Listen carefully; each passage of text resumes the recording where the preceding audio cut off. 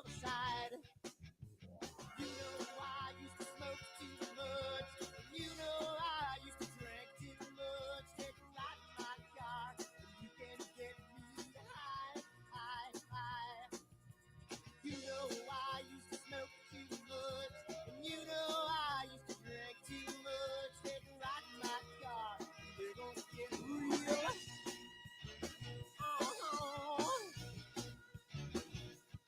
I'm feeling good, my little lady. She's gonna take me to the other side. I'm feeling nice, my little lady. She's gonna keep me moving on. I'm gonna run till I drop to the break of dawn. Never gonna stop, she's gonna treat me right. I'm feeling good, my little lady. She's gonna take me to the other side. You know I used to smoke too much, and you know I used to drink too much. Take a ride in my car, and you can get me high, high, high.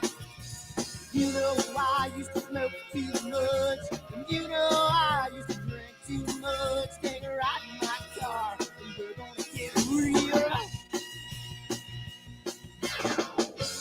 Come on, baby.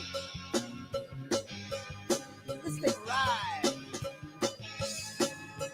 I don't know where we're gonna go, but first, let's dance.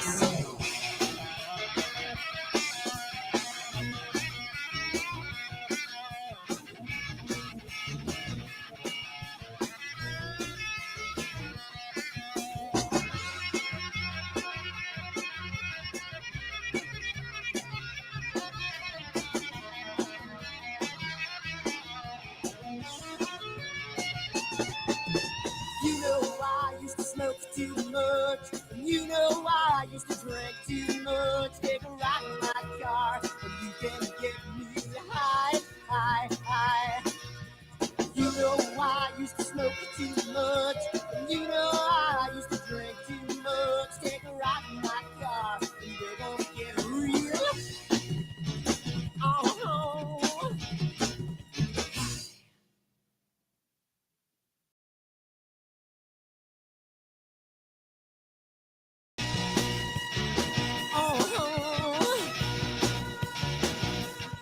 I'm feeling high, my little lady. I'm gonna take it to the other side. I'm feeling strong, my little lady.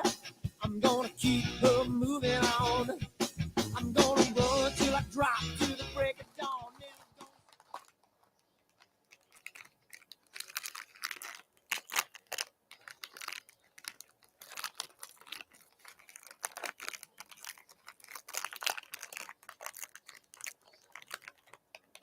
Giottos is so good.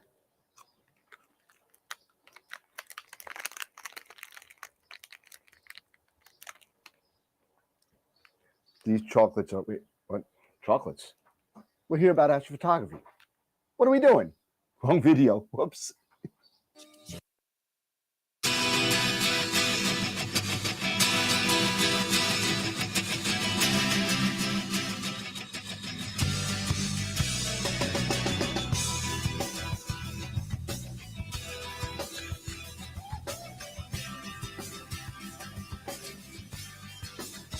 What have I done?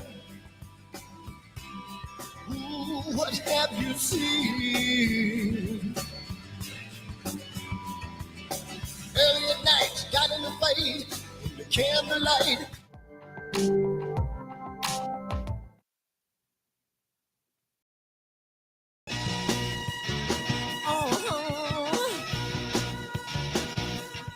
I'm feeling high in the candlelight, looking through the screen. Now what have I done? What have you seen? You know there's no future left when a person has come in between.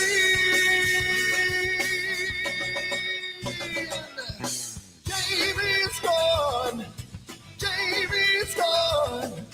Can't look back, and now he feels so strong. Jamie's gone, Jamie's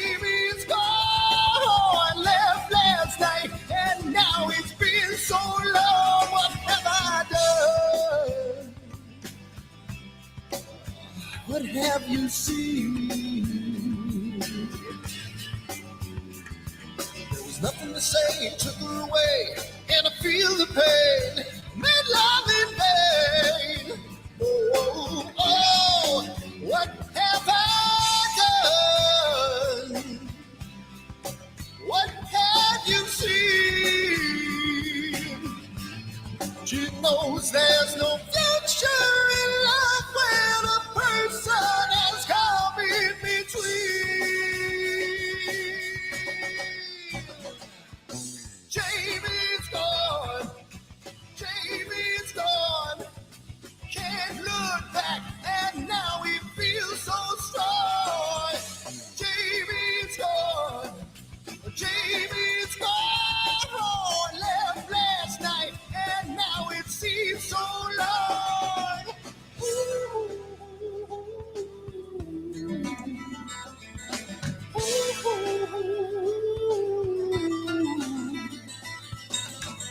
can hear these words I say when you're a million miles away. Yeah.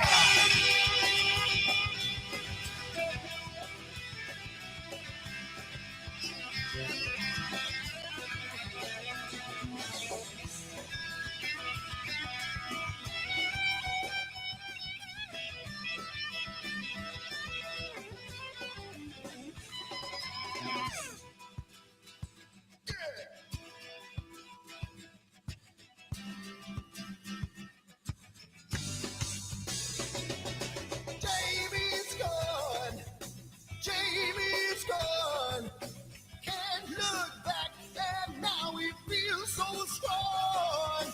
Jamie's gone, Jamie's gone. Left last night, and now it seems so long. Jamie, come on, Jamie, yeah.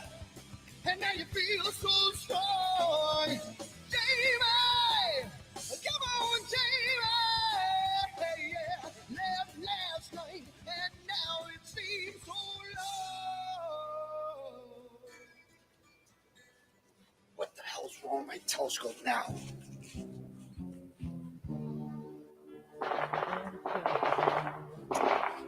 Damn, what's wrong with this thing?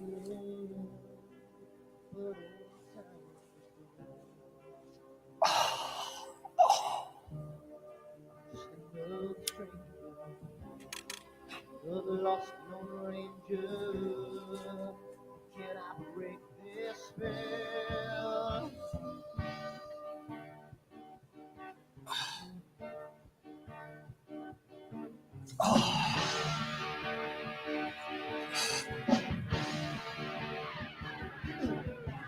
Do one thing right, do I make two things wrong? If I want that fine line, I will always take the ball. If I just do left, walk away from the right. I sleep all day long, and I'm breathing through the night.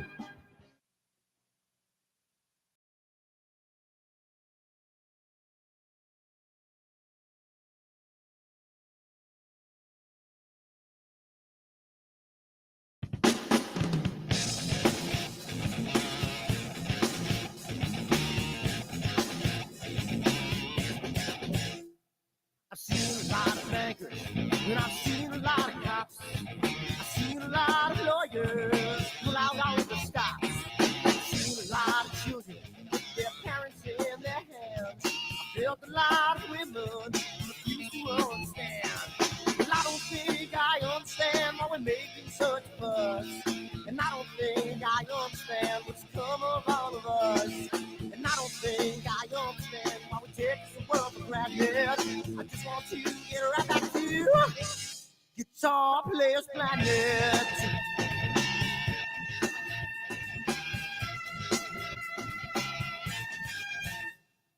You see it in the papers, you read it every day. The riots and the fires going on in South LA. The muggers and the government, We're all wanting the same thing. We take it for your money, ain't whatever else bring. Well, I don't think I understand why we're making such a fuss. And I don't think I understand what's come of all of us. And I don't think I understand why we take this world for granted. I just want to get right back to Guitar Players Planet.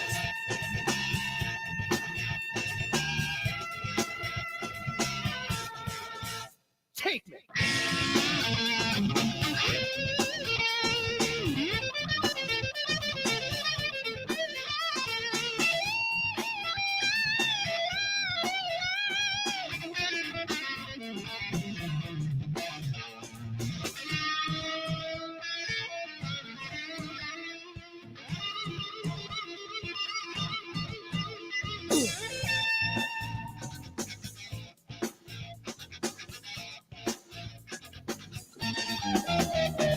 Well, I don't think I understand why we're making such a fuss.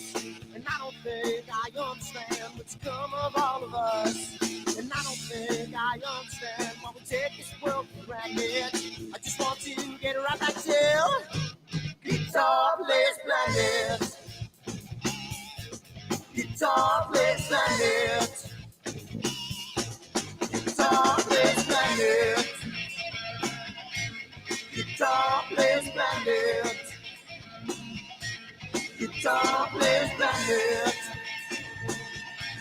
Guitar Players Planet.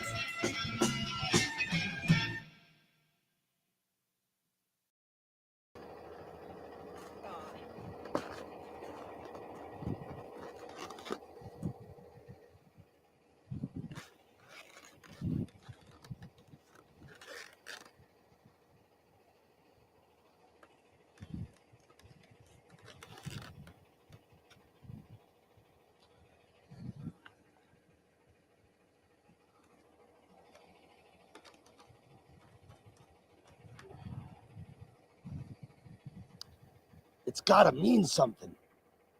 It's gotta.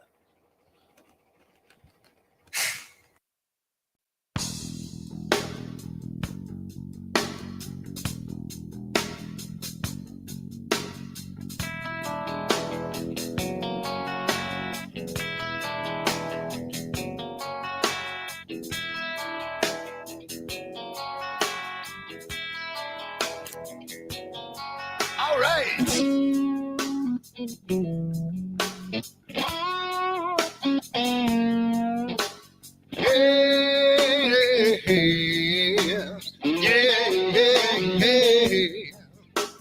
Where did my color go? Got your head in the sand. You can't be in control, using a powerful hand. I wanna be you, I wanna see you. Don't taste the kisses of hate. Don't try to tell me, don't try to sell me, don't try to say it's too late. You're gonna push me to the edge, back me in a corner, making me stand in your shoes. Push me to the edge, hide a little color, it's black and white and blue. Black and white and blue, yeah. All right.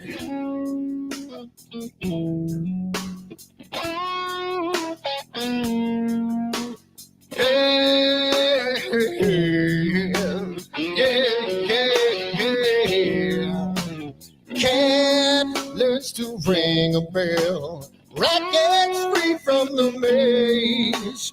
We can be taught to love. We've got to learn a new way. I wanna see you, I wanna be you.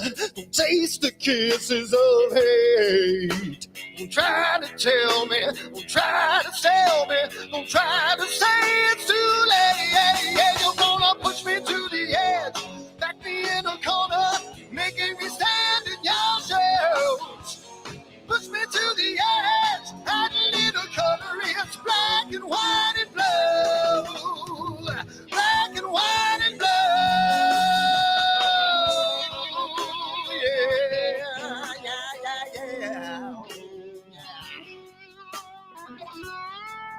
I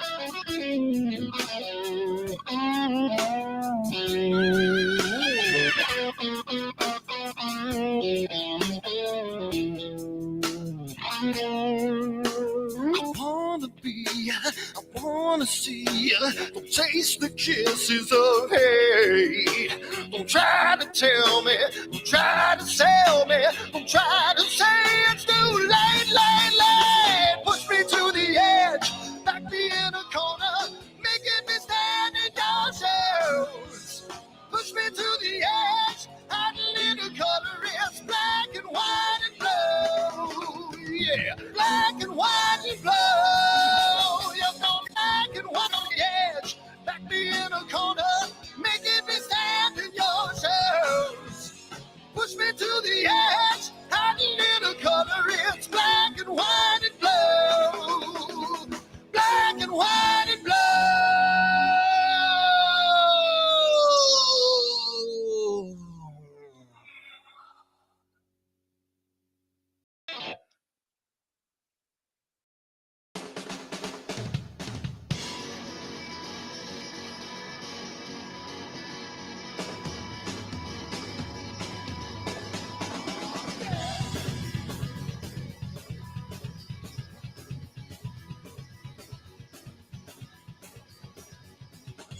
Another man come around today, gonna mess with my dream, gonna take it all away, take it all away.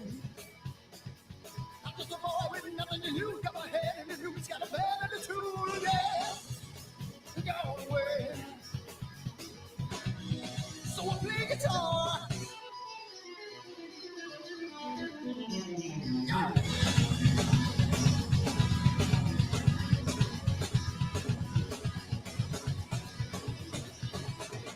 Another woman come around today, she wanna slice up my pie, she's gonna try to lock me all the way, lock me all the way. I'm just a boy with nothing to lose, got my head in the news, got my bad attitude, yeah.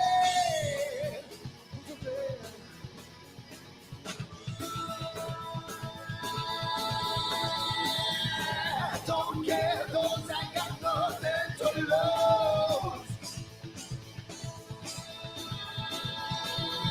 I don't care, 'cause I won't let them bring me down.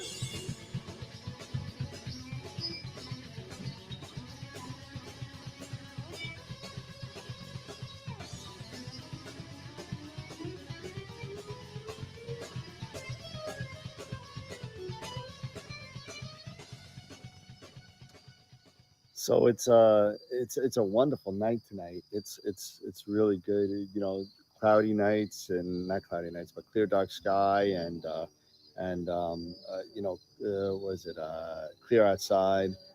Says it's going to be a wonderful night tonight. I mean, tonight, last night was wonderful. Tomorrow's supposed to be great. So I think I'm going to leave my telescope out all night, and it's going to be a really nice night tonight. So I'm hoping to get some really good shots of the Cave Nebula, which is part of my astrophotography meets D&D imaging. I know it's kind of scary, like the way I look at my eyes, kind of crazy. It's pretty cool, but I'm super excited for tonight, and let's see what kind of data I got.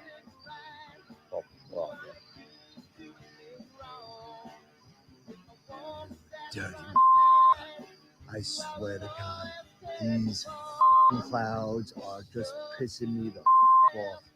I don't understand. I don't listen to these things anymore. I can't take it. New York, you suck. And you know what? I'm so done with all this. My telescope's out here, chilling out, and all I got is freaking clouds and PhD beeping at me till no goddamn end. Unbelievable.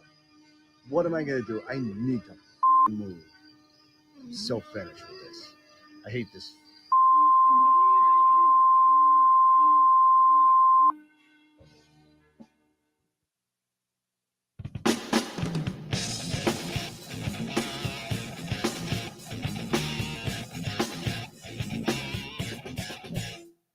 I've seen a lot of bankers, and I've seen a lot of cops.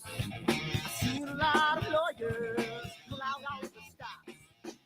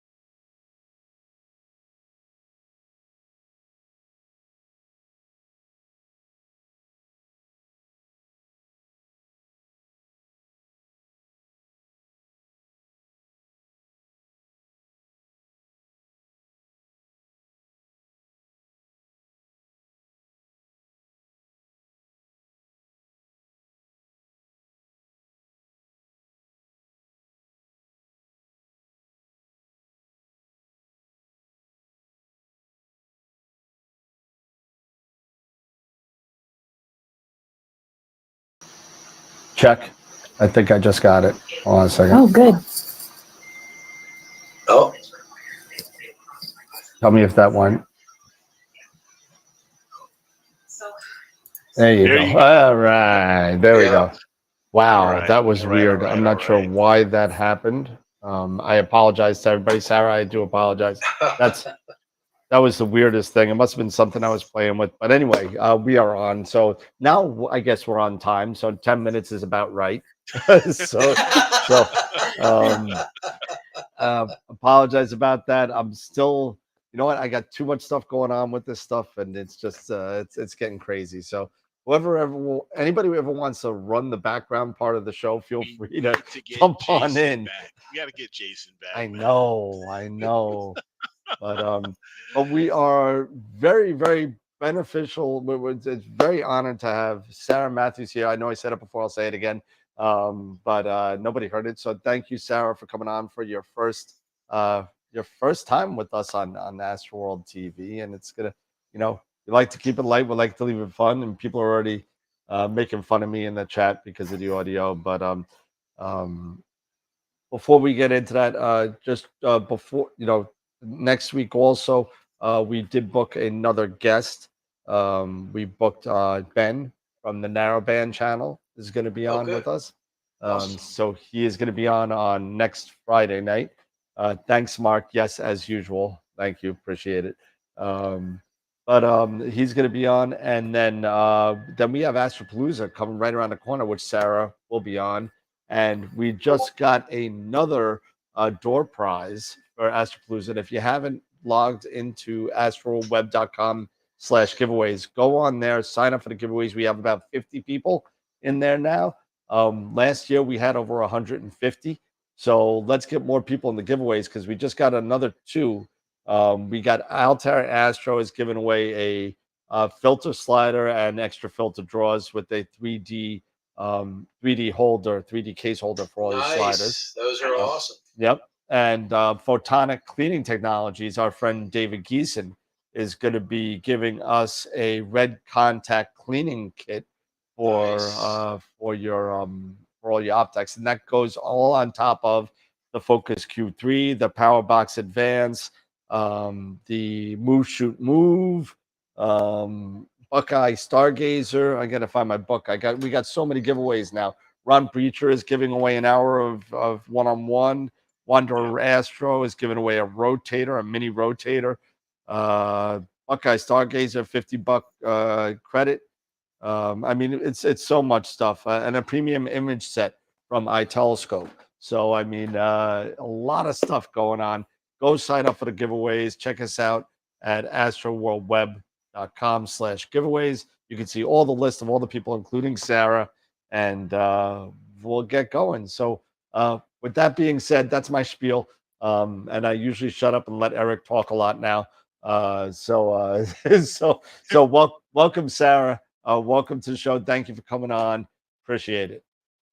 Yeah, thank you so much for having me. I've been, wanting to come on the show for a long time and just feel super honored. So thank you for the opportunity.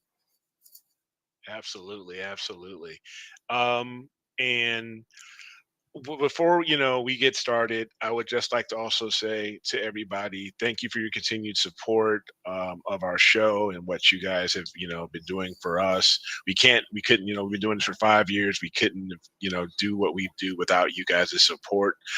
So don't forget, if you like what we're doing here, you like the show, don't forget to give a thumbs up, especially when you're on the replay and stuff like that. For you guys who don't watch us live, but you watch us maybe on the weekends on the replay, it really helps to help, to give us a thumbs up and stuff like that. I have not, because as you can see from my background, I am traveling. I'm in the South right now. I have not myself been able to work on the image of the week because of everything going on. We have, my wife and I have been house hunting, and I'm happy to say that we have just put an offer in on a house and it's been accepted. So we're really excited. And for me, and as far as my fellow astrophotographers, Portal 4, we're going down another portal. So it's gonna be awesome, so really looking forward to it. But but Sarah, thank you so much for joining, and I'm gonna let you go ahead and talk instead of me yapping here. So first off, again, welcome. And and if you have a presentation, that's great. If you No, want to share that, just talking. or if not, we're just talking. So first off, of course, how did give us your background, as far as maybe your origin story and getting into astrophotography and everything. Sure. Yeah. And yeah, thank you so much again. And congrats on the house. It's a big deal. So, well, my origin story of astrophotography. Well, I mean, I think like many of us, I've always been interested in space. I've kind of always just been a very existential person, and space is kind of like this, I don't know, like this kind of manifestation of a lot of the questions that I always had as a kid. Like, why are we here? How long has this all been around? How long will it be here? And then, of course, just kind of growing up in the age of Hubble and all the images, and yeah, just this whole philosophy of kind of humanity and trying to understand why we're here, and then also just my love for art and then the technical side of things. So I think I really started getting more into astrophotography probably around 2019, but I didn't really like actually take an image probably for like a year. But because just like thinking about it and just kind of trying to acquire all this knowledge, it was a big undertaking. But yeah, I guess I've been into it more seriously in the last 4 to 5 years. And then professionally, I've worked in the space industry for a while, kind of working with like distributed systems with satellites. And so I definitely have a big love for just all things space, and astrophotography is kind of like this really great culmination of the technical and the art. So it was just like this perfect fit. So yeah, that's kind of my origin story. I wish I had like a cooler story like Batman or something, but that's it. That's about it. You started in 19, but you didn't really do anything, just learning, like a lot of us do. It's a very big learning process. What was your first image? My first image was, oh, sorry. No, go ahead. So what was your first image? It was just of a star field with a bunch of clouds, and I was just like testing out my mirrorless camera, and I was like, wow, like this is so cool. And but my actual like real first deep space object image was of the Orion Nebula, of course. And I still to this day can't get over seeing Orion on the back of a camera. Just like it really is like the first time every time you see it, it just amazing. I was just like, how is this? I mean, like I understand the physics, but even then it still just like blows my mind. So yeah, the Orion Nebula was like, I guess, my first official DSO. And I've actually really never imaged it since. I don't know why, but no, I mean, like I guess I have imaged it in some ways, but like I've never actually completed an image because I don't know. But yeah, that's about it. What were you using? What was the rig that you used when you took that image? Yeah, it was a 135 Rokinon with a Canon EOS RAW and just a star tracker. And so just getting the star tracker puller aligned was a challenge. It's a very humbling experience, I think, in and of itself. But then with glasses on, it's like just so awkward. It's just like so awkward. I feel your pain. Yeah, I think we all do. My ancestors, right? All of us. Yeah. So, finding just finding new means of polar alignment was pretty transformational for me. But no, for me it was back. For me personally, it was backbreaking. Literally backbreaking. You're older. Well, with the EQ6. Oh yeah, it's like you're bending older, way over. Yeah, you're bending way down. Doing a Schmidt with my ABX, with my ABX, and then I'm looking through this thing, and it's just like I think I'm seeing something. Then I get the red light out and trying to make things out. Yeah. Like, oh my God. Oh, It yeah. doesn't help. It doesn't help if it's freezing cold. No. You're like, oh, come on, can we get this? Hurry up. Yes, exactly. Like, does it really It's like, have to be that perfect? It's like, oh my God, I'm finally polar lined. Well, it's 11 o'clock now. It's time to go to bed. So Right. It is, yeah.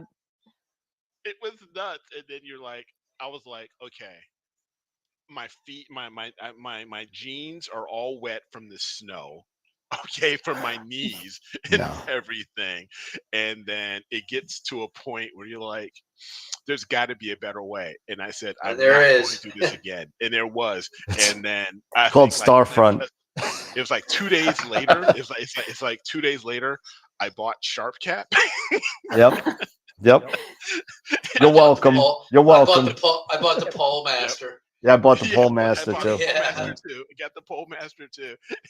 It was like, yeah, I'm never going back. No. Mm-mm. I've done my time. Yeah. I did my time. It was literally, getting my jeans wet and everything from being in the snow and stuff like that. And then I was like, no, it's got to be a better way. So I feel your pain. So Sarah, you said you worked in a space program or something involved in space with satellites. What exactly did you do with them? Yeah, so we use like drones as test beds to basically figure out how to use to sustain missions in orbit. So rather than using like really large satellites, like how can you use like low Earth orbiting smaller satellites or sometimes NEO satellites to like keep a mission going? So using like distributed networking between these satellites. And so we've used drones as test beds to do that. And that was just kind of like one use case. But yeah, just basically trying to figure out how do you use these satellites and ground stations as these distributed networks. Interesting. That's awesome. Yeah, so it was fun. So when you're talking about IT earlier, I was like, oh yeah, I mean, it's kind of like what Elon Musk is doing with Starlink and stuff like that. Yeah, totally. Yeah, I mean, lower like LEO small sats, they're cool. I mean, for astronomers, they probably would say otherwise, but yeah, but damn, light it's pollution. Cool. Right? Yeah, yeah. He actually had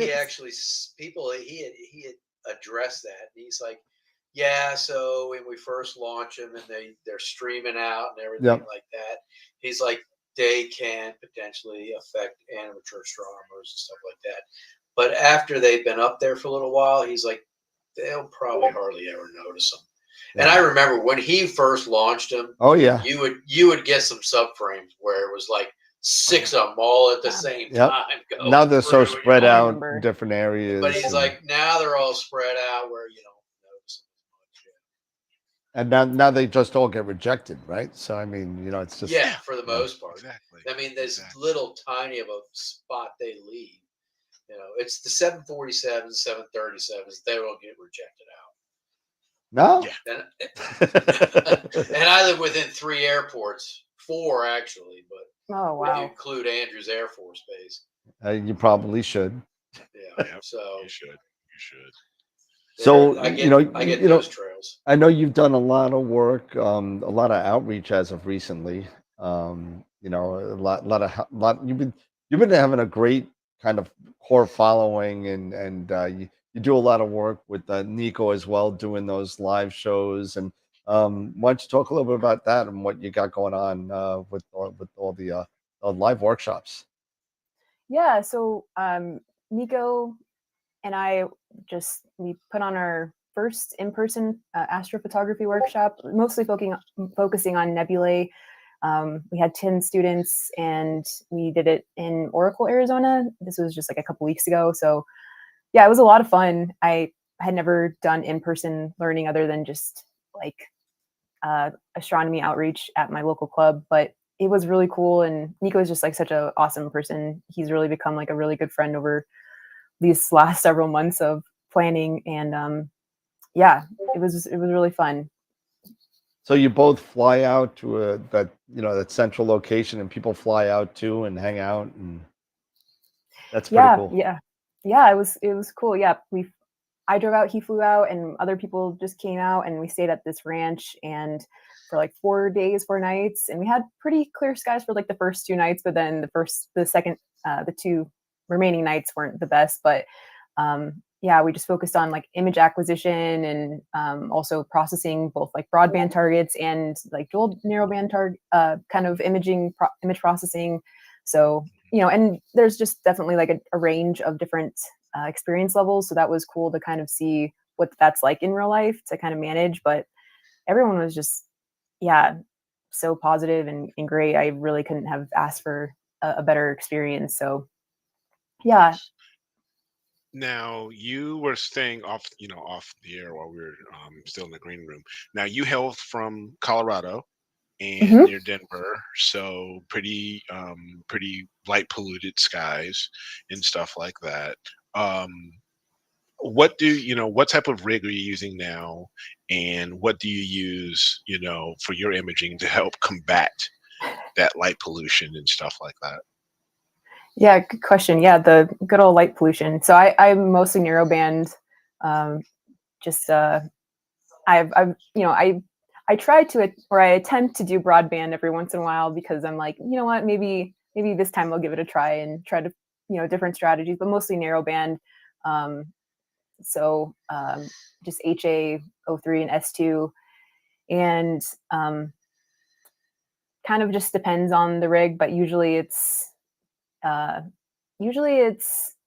my ASCAR 103 or my William Optics 110. I really love planetary nebulae, so I've been also using or trying to use my Edge HD, but I have a balcony, so I don't have a backyard. So trying to manage my Edge with long exposures is very difficult. So I usually have to go to like my in-laws' house to do that, and that's not very often. So you image from your balcony? I do, yeah. And there's a highway and 3 train tracks right next to it. So yeah, it is. Is this like a queeve kind of balcony, or is this like it's even smaller? Oh my goodness! It's wood. Yeah. So you're literally like one side you're not even getting at all. Exactly. I can only see the west and the south and a little bit of the north. So at least you got the west and the south. That's good. Yeah. So when everybody's like imaging Orion, I'm just like, oh, like I have to wait until like the end. You gotta wait till February. Yeah, no, quite literally, and that's where I'm like, hey, look at my picture, and everyone's like, I've already seen like so many of those. I'm like, okay. By the time you put one up, yeah, but you know what? Terrible. At least I have a house. But yeah, what do you guys usually use? I usually use. I do it on my back deck. So, but I live in a house, but I'm surrounded by trees. So, but depending, like I've been using the Carbon Star like crazy lately. But once becomes like galaxy season, I'll put the 127 on the mount. Now, I just recently got a harmonic mount. I got the Warp Astron. Nice. So I'm hoping and I'm guessing it'll do okay with the 127. I might have to put counterweights on it. Yep. Because on the 127 I have a Nightcrawler focuser rotator, which is heavy. Yeah. So that adds a lot of weight to it. Even though the scope's carbon fiber, but that Nightcrawler adds a lot of weight. But yeah, I would imagine I might have to put a counterweight bar, maybe a couple counterweights, just to make sure it'll be okay. And then I still love my GT81. The GT81 is really, really good because it's got such a wide image field, as far as the image circle, I should say, where the Carbon Star is good. I'm using a 26. I use the Altair 26M monochrome. Yep. So it's, APS-C size sensor, but I get some vignetting with the Carbon Star, where the GT81, I get no vignetting and I get a beautiful, wide field view. Yeah, so I can do Andromeda and big wider things a lot easier.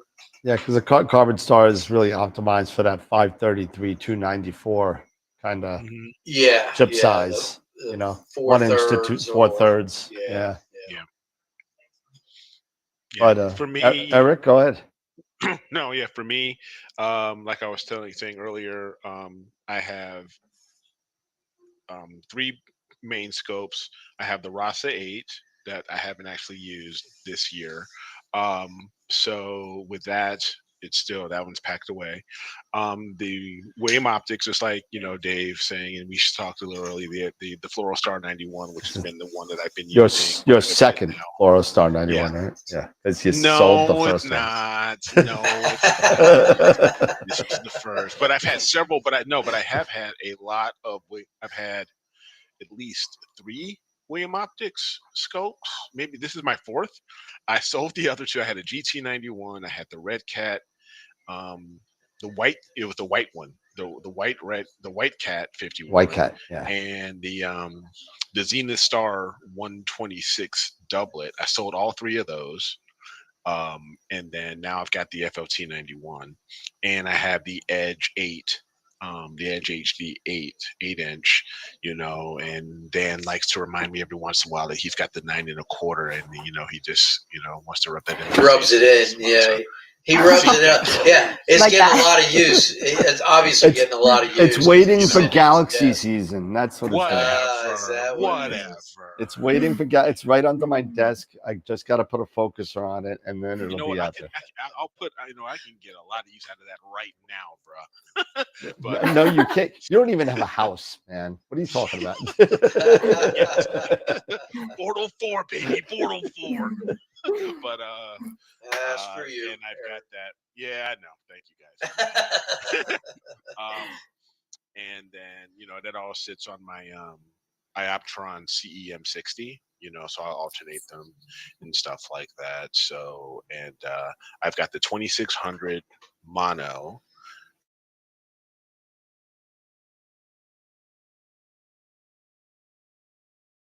So I'll use, I've got a 533, one's a mono, and I'll use that for the Edge.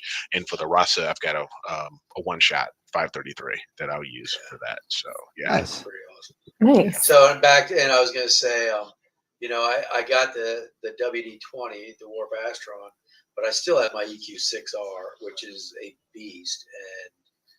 And I have an extra tripod that I am in the process of getting an adapter built for the Warp Astron. And I'm probably going to put that on the other tripod and put the EQ6 back up and maybe so I can do 2 rigs at a time. I'm thinking I'd put the 127 back on the EQ6, and then I can either do the GT81 or the Carbon Star on the Warp Astron. Now, Sarah, you said you enjoy imaging planetary nebulae. What's your favorite that you've been able to image so far? Your favorite planetary? I love the Dumbbell Nebula, which I know is like very popular, but I just think it's super fascinating. But also, I can never pronounce this person's name, but it starts with a W, and it's in Cygnus, Cevius. I forget. But it's like PK110 something. Okay. I forget. Like it's a very long name, but it's just yeah. But my favorite of all time, I know you didn't ask this, but of all time that I want to one day image, if I have a big enough scope, would be the Hourglass Nebula, because it's just so weird looking. Okay, it's so weird looking. It's just like this eye. It's a sweet image, though, if you can grab it. Yeah. Mhm. Yeah, I want to do the Helix. That's the one. Oh, yeah. I can't get because it's not in my skies. Too low. Yeah, So too low. I'd have to go. It's one I could get down in the Dominican. Yeah. Yeah. So Okay. what do you guys like to image? I don't image. I don't have the time. I get it. I wish I got all these scopes. I got all the toys. I got the Carbon Star. I got the 9 1/4. I got the FRA 400. I have my Red Cat, and I have my Astrophysics 130. Yeah. So, and not to mention my Obsession 18-inch, which I still have as well. So I have all these scopes. By the time I get to set up, I'm ready for bed. I'm just, put on Judge Judy, give me a glass of wine, and just crash, and that's it. That's it. But although I did do some imaging, as literally, I do a lot of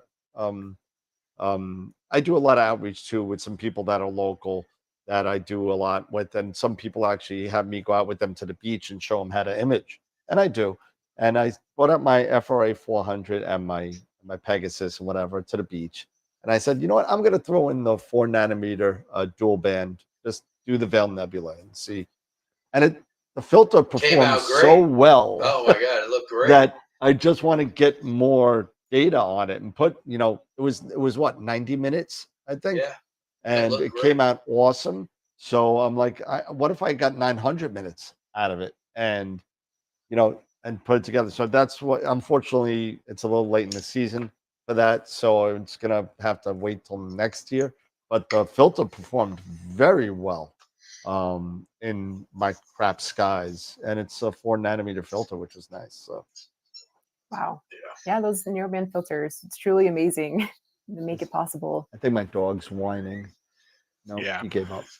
And these narrowband filters are getting tighter and tighter. Yep. As far as their band passes, and it's making things so much better for people who are in light polluted skies, or who really just want to make sure that they're restricting as much of that stray, like say LED light or anything else that's out there. And the cameras are getting more and more sensitive. Better, absolutely. QE and well depths are amazing now. So, I saw a question go by for Sarah. What's your take on short versus long exposures from Swiftwater Instructor? Yeah, good question. I think short exposures are really great for getting that resolution that you're looking for, especially with something like a planetary nebula where, there are just these very, very fine details. I mean, obviously there are fine details in anything, but especially something like a planetary nebula. Of course, there are pros and cons to that with just depending on the camera you're using, but I'm still a big fan of long exposures too. It just kind of depends on your target. Yeah. What do you normally do shorter exposures from where you are in Colorado? I'm assuming, with your Bortle skies and stuff like that. If I'm doing like broadband, I will, but I typically stick to 3 to 5 minutes, just so I get enough signal with something like an O3, just so that I'm not having to do too much work. Seriously, we're talking about Pix Insight just crashing, and that happens all the time. We were talking about that sadly. offline. What do you use for acquisition software? Usually the ASA Air, but I'm starting to use Nina. I have a quieter or Melee quieter 3Q right now. So yeah. What about I'm you? a huge Nina guy, and me too. Nina to me is. Eric said Nina convert from an ASI Air. So nice. I'm actually the same. Yes, sir. Yeah. So for years I was using the ASI Air. I mean, I had the original up to the Pro Plus and everything. But then recently, I ended up purchasing a Melee quieter 3C. A year or two ago, and it's been and then went on to Nina, and I've been using Nina pretty much exclusively now for the past year.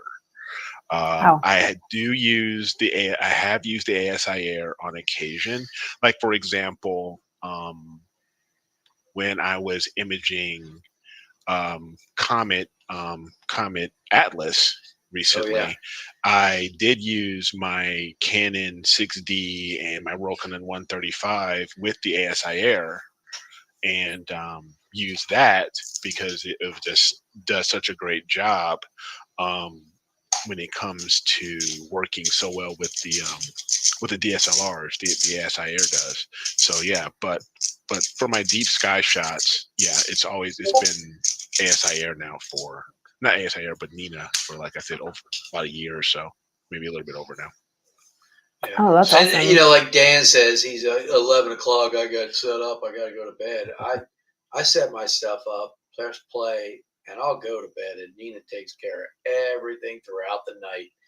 As long as I know it's not going to rain or anything like that. Yeah, see that's the thing in New York and even in Washington, you're in the same thing. I'm sure Denver's the same. Also, I'm sorry, I got this like kind of like little evil devil, like going in the back of my head, where I'm sitting there and I know it's going to be clear all night, but there's just that off chance where I got my, I don't know, nice astrophysics scope outside on my EQ8R on a pier with the eagle and all the trimmings.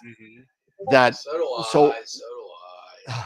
sorry, but you sleep a little better than me, I guess. But no, but, what I do is I have my phone with. I got a weather remote, station. With the I remote got desktop, and if I get the bong of death from PH2, it wakes me up, and I come in here and I go, "What's going on?" yeah. If it starts, if it's cloudy or it looks like it's. I got a weather station on top of my house, and it yells at me if I got 0.1 inches of rain, or if the barometer drops too much, where the clouds and it looks like it's going to rain. And that's still not enough. I need to take a Xanax every time I put the scope outside by myself. You're a little closer to have lake effect where I don't have to deal with that unless it's Yeah, I am on an island. I am on an island. I know it's coming for me. I mean, there are too many horror stories that I've heard. One from Alan Mitchell, one from Ron Brecher, that literally, like, they went to bed, they left their observatories open. The next thing they know, the inside of their observatory has been drenched or hit by lightning. Oh my! What? Hit by lightning. Yeah, I won't mention who's who, but one was hit by lightning and one got torrential downpour when it was 0% chance of rain. We've been getting lightning out here. That's why my computer flipped out. It was like, I was like, what happened? Yeah, nobody even realized that you were frozen. Yeah, it totally, my computer, everything, like, power blinked out, came back right back. But I was like, what's going on? I look outside, it's raining and there's lightning. I'm like, what the heck's going on? Wow. Yeah, that's crazy. Yeah. So yeah, Sarah, you're asking, like like you'll have planetary nebulae as your favorites. Me, I like dark nebulae. I like going after dark nebulae. Well, and you'll be able to do it so much better now that you're in Portal 4. Yeah. That worked. That worked out. That worked out. That worked out real well. Yeah. I got a great realtor. I got a great realtor. Did I do work in New York? Maybe they can find me something. There you go. But yeah, like the Dark Shark. That's been my unicorn for the longest, and I finally got a decent. Yeah, you did this year. Yeah, so I did. Very excited about that one. How many hours did you have to put in it? About 32, I want to say. Yeah, about 32 hours on that one. Right. And then I was so happy with that one. I actually did a metal print, so that one was pretty cool.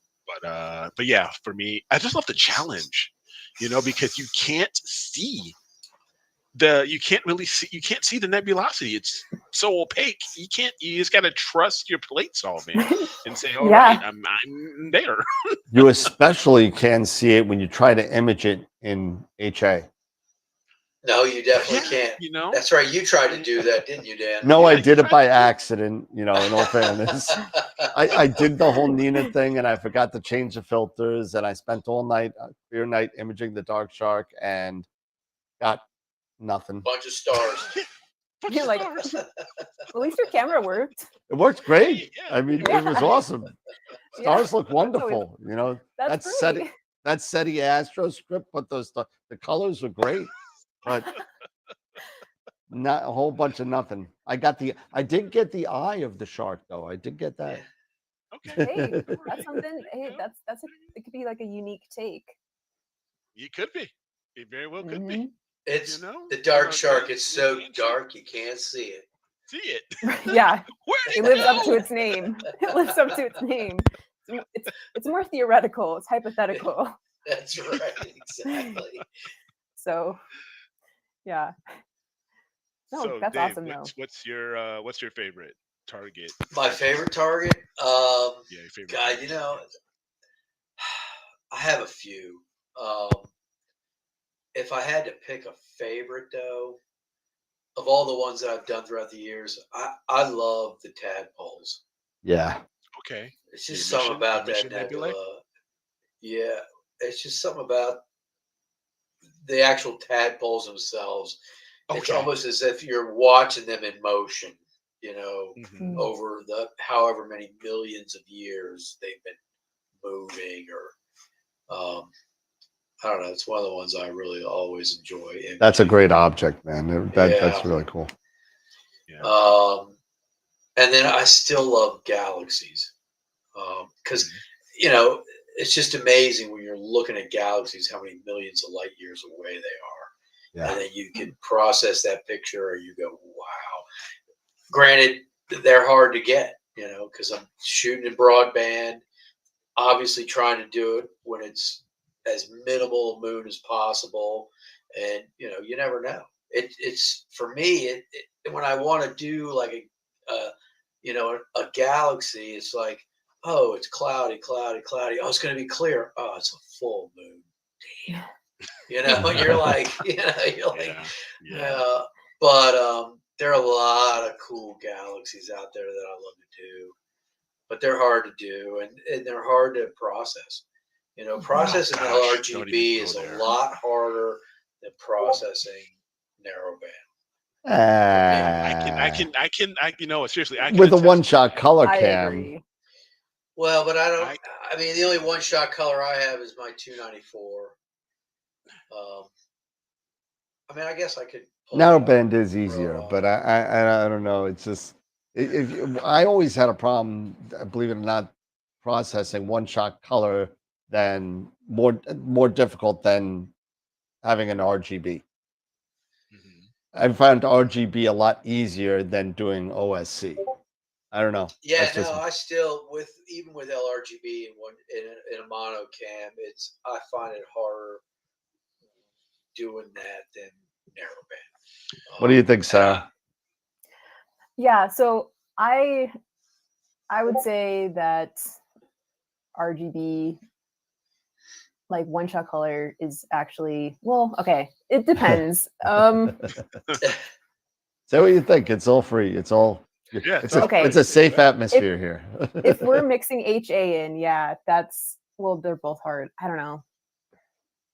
Oh my god. It gets tricky with HA, but I mean there are ways you can do it. It's just I found that with RGB with a mono cam, even though you're putting the channels together and everything like that, you still end up with a blotchiness in the background of that RGB noise, and it's just kind of where you don't get that with the narrowband. That's because your skies suck, Dave. I think that's the problem. I think that's the problem. But I tell you, I'm on my third rendition of M33. You guys have saw the first one. Yeah, I did. I think I shared the second one. The Fuchsia Galaxy. Sean. Yeah, we called it the Fuchsia Galaxy. The Fuchsia Galaxy. Did you go back and watch Sean's videos? Oh, I did. As a matter of fact, the light behind Sarah looks like the color of the core of your galaxy. Yeah, it does. I mean, it's ridiculous. So, it was just an embarrassment. No, it wasn't. No, it wasn't an embarrassment. No, I know maybe the embarrassment is a strong word, but here I am. 1 minute, I'm thinking, "Oh yeah, this is awesome. I think I've got this." But then Dan opens his mouth and said, "Not as such." So okay. So here. So I'll share this with you, Sarah. So all right. So I'm going to screen share here, and then you so you'll see the iterations of this. I'll even make you bigger for this, Eric. So I want this in full resolution here. So yeah. Sorry, I'm remote accessing my my computer from home. So let me see. Hold on a second. What is this? Remote accessing. Yeah, no, hey, the IT guy, I'm the tech head. What can I tell you? So there we go. There we go. Okay, so can you see? I don't know. Can you guys see that? So there's there's M33, the Fuchsia M33, or what did Sean say? The Pepto-Bismol. The Pepto Bismol Yeah, that's what galaxy. he said. Yeah. Yeah. I Well- think that's exact. I think those were exact words. Yeah, I think those were his exact words, and stuff like that, because I did, because I was doing HA. I even did some O3, and then the RGB, and then I used, instead of using pixel math on this, I thought it would be cool for me to use image blend, the image blend script. And Okay. I would recommend maybe, now I know image blend probably wasn't the best script to use on this. So, and so let me see if I can find if I can get to our next rendition here. So here was the next rendition, a little, slightly better, I guess. It's not as pink, Still got a lot of pink. but still got a lot of pink. Still got a lot of pink, right? So it's all these goofy renditions, and I'm never that happy. And so finally, let me see if I can bring over Pix Insight. Yeah, so here's what I got so far. This is the next one. And if I can, I don't know if I can and I don't know if I can bring this in or not. So you can zoom in. But if I can, I will. So let me see. It's so much harder to do this remotely. If you can't, I can. Yeah. So here on this one, maybe if even I go back to the other image, because this is a better shot. Here's a better shot of it. So if I maximize this one, Don't do it while I'm doing it. There you go. So here's this one. And that's the latest one I've got. And this one this one I was using pixel math. I used just pixel math and RG, and HA and O3, and this did that. Now, one thing I will say about, if I can zoom in here, if you can see, I incorporated a bit more blue from the O3 into this one. So you can see a bit more of the nebulae, and there's more separation and stuff like that. I'm probably going to call it good, at least for this try. But this one, I think, of course, is a lot better than the Pepto-Bismol galaxy, because now you can actually see the arms and see some definition. But I agree with you, Dave, that RGB, especially on galaxies and stuff like that, and even throwing in the HA, it's not as easy as it may not. For me, it's not as easy as it looks. So when Sean does it, let me show you the one I did last year. So yeah, well, I'll go. This is the one I did last year, and I did this in. I did this in LRGB and SHO. Okay. Can you see it? Not yet. No, I think Dan needs to share it. Yeah. Let me see. Let's switch over to. Yeah, it's not on YouTube yet either. No, he hasn't shared his screen yet. I'm trying. You haven't shared your screen yet. Oh, there we go. Okay. There we go. There you go. All right. So okay, that's in LRGB and SHO. Okay. So you can see all the nebulas all the way around the whole galaxy. And I tried to pull them out as best I could without overblowing everything. Right. But that's all 3 narrowband channels and LRGB. Okay. Yeah, there's just a lot of dynamic range you're trying to balance out amidst all the different just wavelengths of light. It's just a lot to try to control for, I think, is the issue. No, but it looks great, and I love that you added the S in there. I think that's really cool. It really adds dimension to the HA for sure. That you don't really see a lot. You can actually see the different boundaries of the S and the H. And I made the H more of a yellow, made the S more of a red. Yeah, it came out pretty good. That's a nice one. I was happy with it, even though I didn't win anything with it. Somebody else like Chris Frierickson or you had enough pictures. Had an image up there that was better.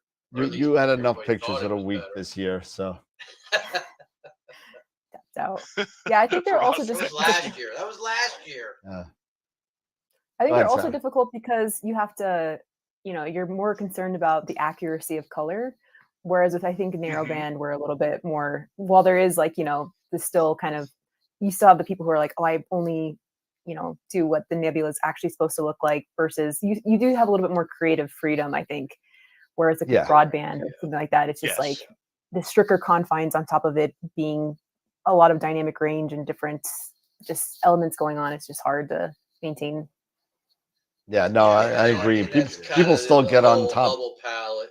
People still get on top of me because I like to keep some green in my pictures.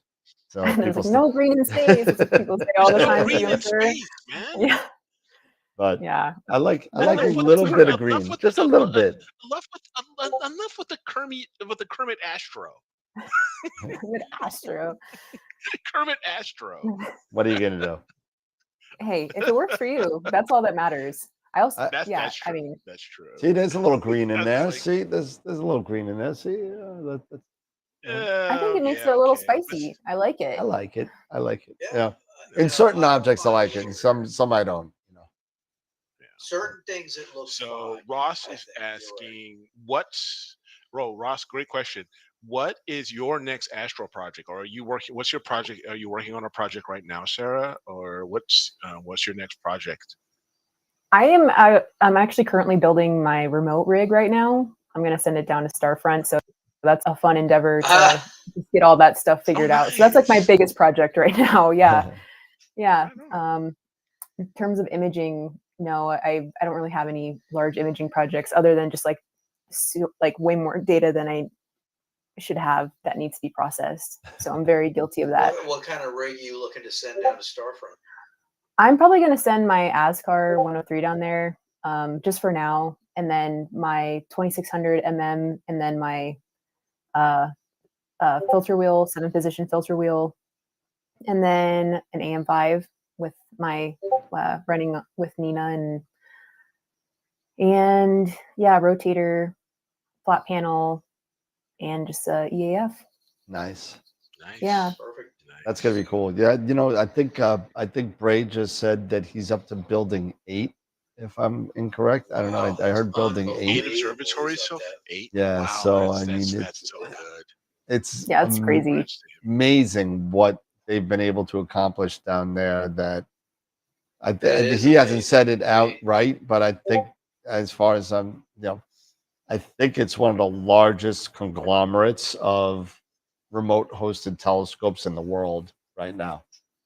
But I'm sure he'll say that when he hits building 10 or something like that. But Yeah. That's incredible. I mean, when what's his name? Astro Backyard did Trevor. his video when he went down. Trevor. Trevor, when he went down there and visited. I mean, those couple of those buildings are packed full too. Yeah. It's Yes. unreal. Yeah, no, it's crazy. I mean, it's awesome just to see how many people are enthusiastic because there are so many different ways to do astrophotography. I mean, I truly believe that like whatever works for you, whatever gets you to your end goal or helps you achieve all the different goals you have, like do it. Just do it. So, and it's cool that they've been successful. Yeah, I agree. Yeah, and it's your own rig. It's your stuff. You just remote into it. I mean, it's not like where you're remoting into somebody else's equipment in Chile or Spain or something like that. Right, it's your equipment. This is your stuff. And that's the one thing that's and this is something that maybe we could all converse about, because I remember the days of SLU and Telescope Live and even iTelescope, who's a really good friend of the show. So I'm not speaking ill of those things because there is a place for that. But a lot of people poo-pooed it, where you started saying, hey, you know what? You just borrowed the data from somewhere in Chile that's a Portal 1 skies. That's not your stuff. So now it's kind of like the land of like online dating. Online dating was like taboo for the longest time. And you were like, oh my God, you you met your significant other online. Oh my God, did they try and kill you with an axe? You know, but and in all fairness, I met my wife online in 2009. But and Eric, you met yours, and I mean everybody met theirs. Wow. So I mean it's like one of these things. Now the tide has turned, but it's now your equipment. It's become so capable that your equipment can be sent somewhere in the country or around the world, and you could remote into it and do it.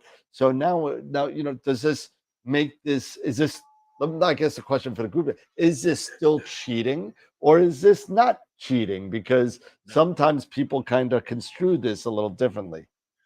Here's the thing, and I will say this, and Norm, it makes a great point. It's because Bray and the guys down the Starfront, they've made this reasonably priced, and and nowadays, you are in New York, you were in DC, you were in Denver, you guys were fighting, light pollution. Light pollution has become such a problem that now Bray has given so many people the opportunity to really maximize their equipment for a reasonable price, to put their stuff down in a Border One spot in Texas where you guys can grab real broadband photons as well as narrowband and do all the things that your rig is capable of doing. But just because of your geographic location, you're limited because of the skies that you guys have to be, that everybody has to fight. So I do not think it's cheating. I think it is very advantageous, to take it, to have this opportunity. And it's just a sign of the times. I mean, we've talked about, several times on and off every once in a while that we are in this golden age of astrophotography. Really, you look at it for the past, for me, and Sarah, you started in 2019. I was probably around the same time. It's about the past 4 or 5 years. I started in 1988. Yeah, you're the younger guy. Yeah. But this past 4 or 5 years, the amount of innovation that has been hit the market, it's been amazing. And also you're able to do this remote imaging because of the availability of fiber and broadband and everything, and you're able to do all this types of stuff. No, it's not cheating. It's your stuff. I guess I'm saying that, you're just putting it in a better spot. Listen, I come from the land of doing anything easier was considered cheating. So not manually when guiding software came out, Guide Dog was one of the first ones that came out. And before that, you were manually guiding with a literal joystick, and like in a, you're sitting there playing around, just manually guiding, watching that star in that illuminated reticle eyepiece, and you're looking at making sure that star don't move. Once guiding programs came out and they figured out a way to kind of send commands to the mount from another camera, that was considered cheating to those guys. You know what I mean? So, just like SETI Astros and stuff scripts are cheating to the people that were deconvolving, or manually through some the wormy, nasty process that we had going on way back when. So it's more of progress of the times. It's more of the progress of the times that, and where everything kind of says it's not really cheating. It's just things are getting better and easier. And with that comes, I think, a lot of new challenges, if you really think about it. And different problems start to arise when other problems are solved. So, that's just another way to think about it. Yeah, I mean, Norm even says I remote into my setup with 100-foot Cat6 cable. I do the same thing in my backyard. I'm doing remote imaging with 100-foot Cat6 cable in my backyard. What's the difference? Okay, now I'm just using a longer cable. Now you have a 3,000 mile cable. Exactly. That's it. Yeah. That's it. That's all it really is. So no, I So, don't see. so a huge- Sarah, how do you communicate? Do you backyard stuff, or do you travel, or do you when you image, what do you do? Yeah, a little bit of both. Mostly, yeah, just from the back or from my balcony with, my little PC or ASI Air, and that's basically it. So, yeah, nothing too crazy. But to your points, I mean, I agree with all of your points about both of your points about just it being the signs of the time, and it's just a matter of time and space. Like everything is about time and space, and we're all just trying to like either make that amount of space smaller or larger between communication of information or not. Like that's all anything really is. And if we're going to argue about it, like I think it's kind of a little absurd. Also, if you have all this gear just like sitting there not being used, You it's may kind as of well like, put it somewhere, right? yeah, or sell it, because Yeah. economics is like, it just doesn't really work. So that's most of the time how I'm imaging is just for my balcony. So in the lovely I mean, portal That- 8. That's amazing how you I don't know if I could. I got claustrophobia as it is, so I don't know if I could do it from a balcony. That's amazing that you're able to get the images that you do from the situation where you're at and the time constraints that you have, because like you said before, you got to kind of wait until things arrive in your field of Yeah. it might have been out for 3 months, but you're only getting to it now, and that's got to be a hell of a challenge, right? Yeah, that's a whole other element of why I'm sending it to a remote place, because like, yeah, I don't have the luxury of like having a awesome backyard with just a bunch of open sky. Like I don't have that. By the end of when everybody else is done imaging Orion, I'm just getting started imaging Orion, and that's fine. Like it's still like my own journey or whatever, but it's we all have our own limitations. We all have the things that are great about where we're at, and all things that are not. So whatever fits your situation. Yeah, it's like Actually, when everybody was doing the comet. It was like, oh, I have friends going, oh, you getting pictures of the comet? I'm like, I can't. It's part of the sky and so low that I'll get you pictures of my trees. I'm not going to get you pictures of the comet. I got pictures of a woodchuck. Of a squirrel. Yeah, just draw one in. Just like the Jar Jar Binks Nebula. But yeah, exactly. That's the first I've ever seen of it. That was good. Well, it's a funny story because somebody online saw the regular HA. I said, let me show the HA photo of the Horsehead Nebula, and somebody in the chat said, hey, it looks like Jar Jar Binks. So I painstakingly over the next 4 days shaded it and found a picture of the face and shaded it just the right gray to kind of fit in there. And it was up for like weeks before anybody recognized it. And then like I went like this, and I turned around and somebody saw it, and we were like, oh, look, he did it. So. But you got another question here from Swiftwater. Sarah, what do you think is on the horizon for the hobby? What do you think is coming next?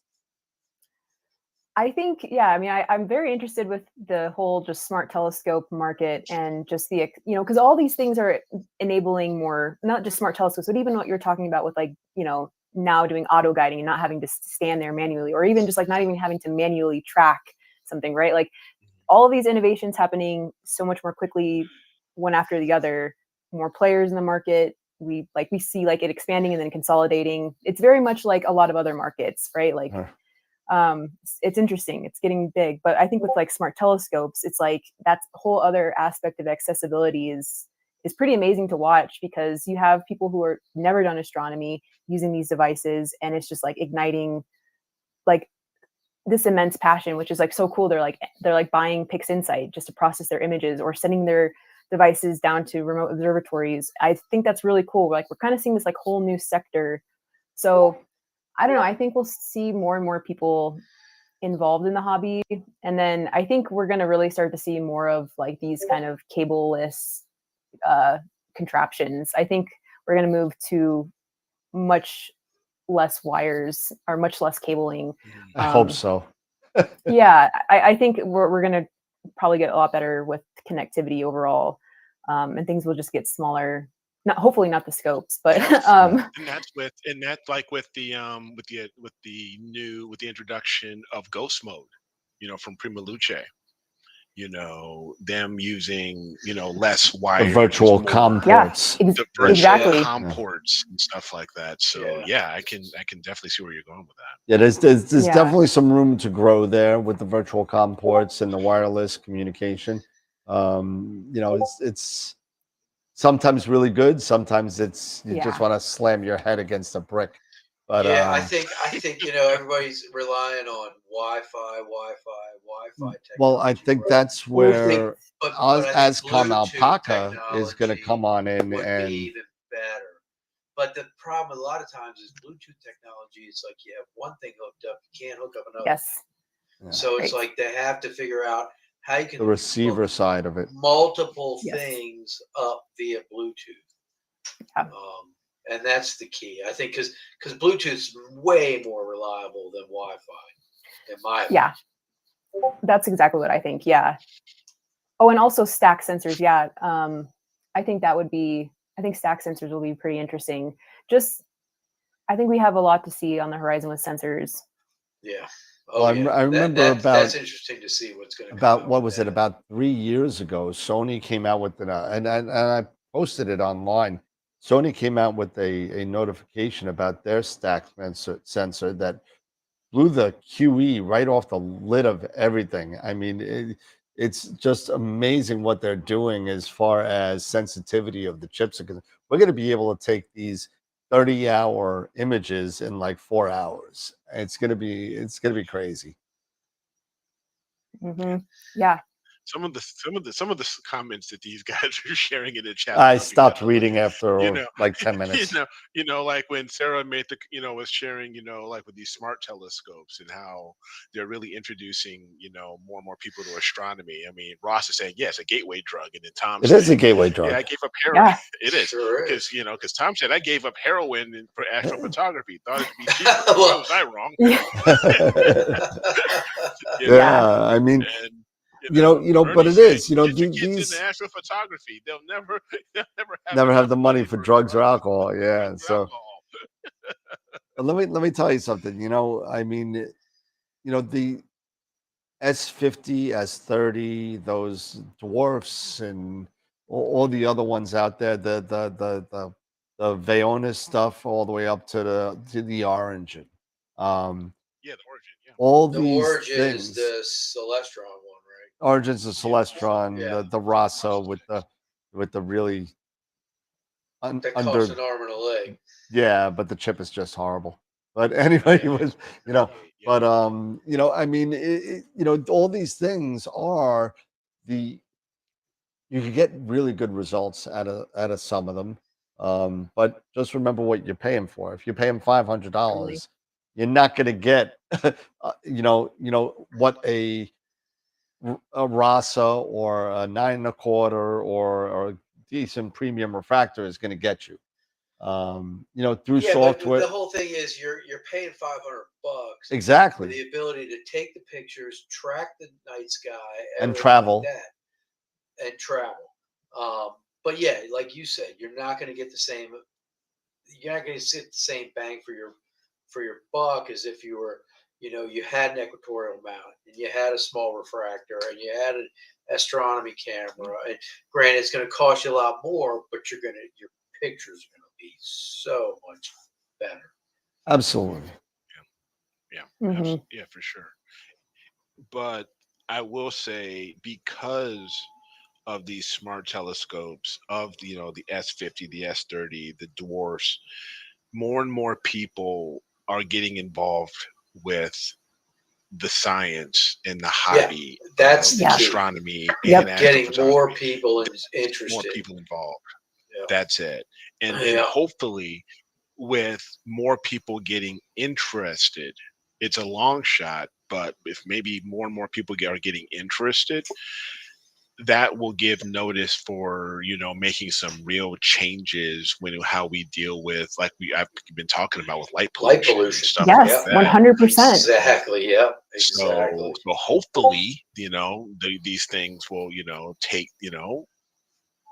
these things will be able to give others, give notice to say, hey, we are losing out, because of what you guys are doing to our night skies. But who knows? Right. Totally.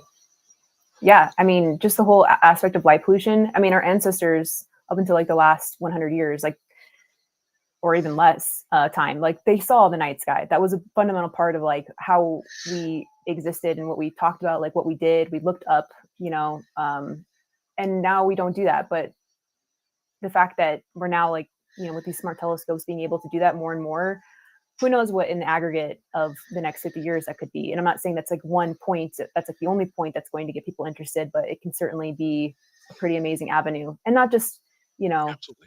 for us, but also for animals. I think that's hugely important Yeah. because animals suffer tremendously because of light pollution. Yeah, they do. Yep, it's It's exactly really right. unfortunate. It is. And, we have to remember, we're just like them. We're Yes, animals. we are. Just as much. That's true. Yep, Yeah. we are. Makes us just as much, if not worse sometimes. But Yep. So you're going to be sending a rig down down to Brave Falls, and into Starfront. What do you think your first target would you like to go after? In those borderline guys when you get it down there. Yeah, I've been thinking M42. about this. Yeah, because the first time I ever imaged M42, like, I was like just starting out, and I think that would be a really cool target to do. It'd be like a good, it's like a great first target just if you're just starting out. But I think it'd be like a great, christening of like, hey, this is the first one to go after. But we'll see. I've kind of intentionally left it up in the air just to kind of keep my options open. But yeah, if you have any recommendations, let me know. There's a lot more than, because you're so much further down in latitude than I've ever been. So M42 is going to be almost overhead. I mean, it's going to be pretty high. And even you'll be able to do RGB, so ROW is Yeah. going to be much more available. Yes.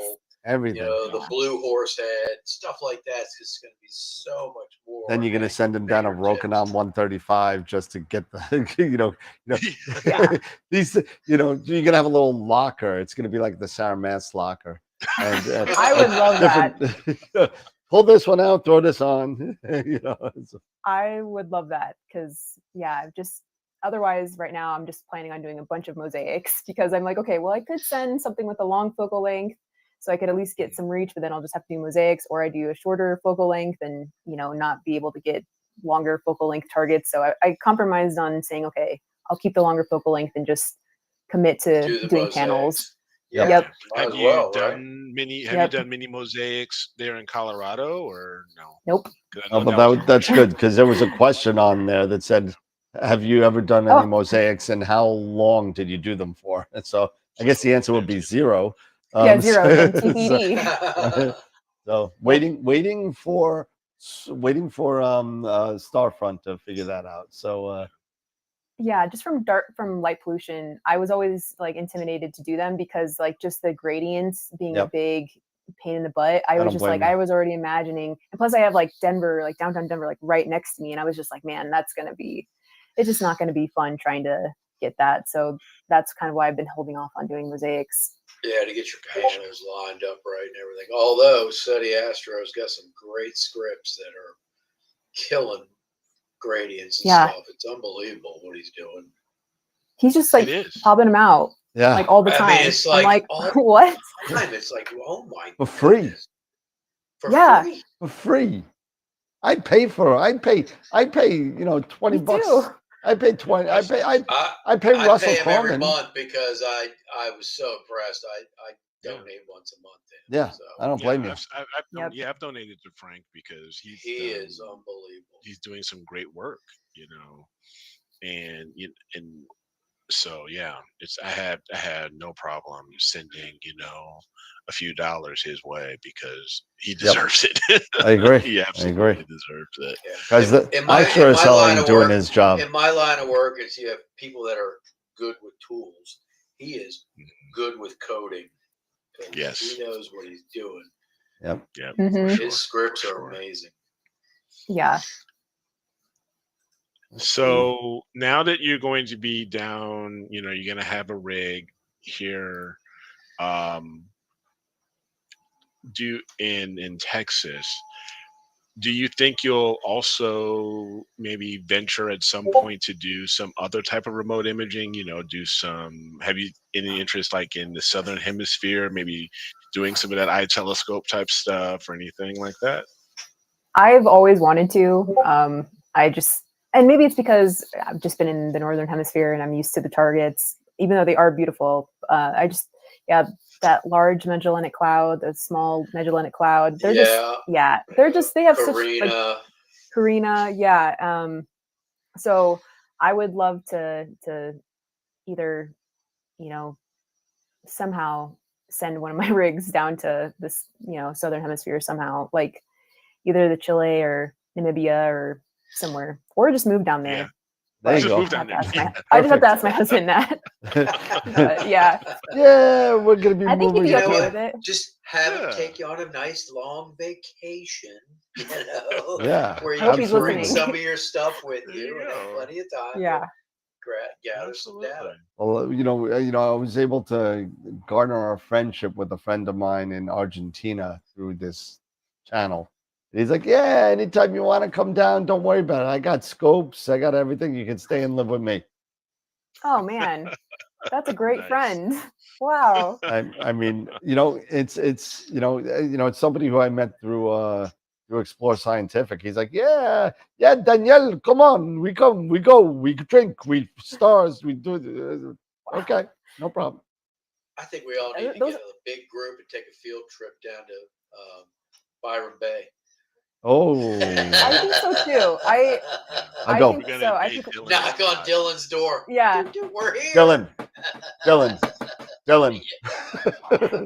I feel like he'd be. I hope that he'd be stoked. I mean, he'd be like, okay. He would be I can stoked. imagine him. Yeah. If I texted him on Twitter, I'll be like, yo, Dylan, I'm coming down next month. You gonna hang out? He's like, oh man, yeah, definitely. He'd be in. He was supposed to be on Astropalooza again this year, and unfortunately he had stuff going on.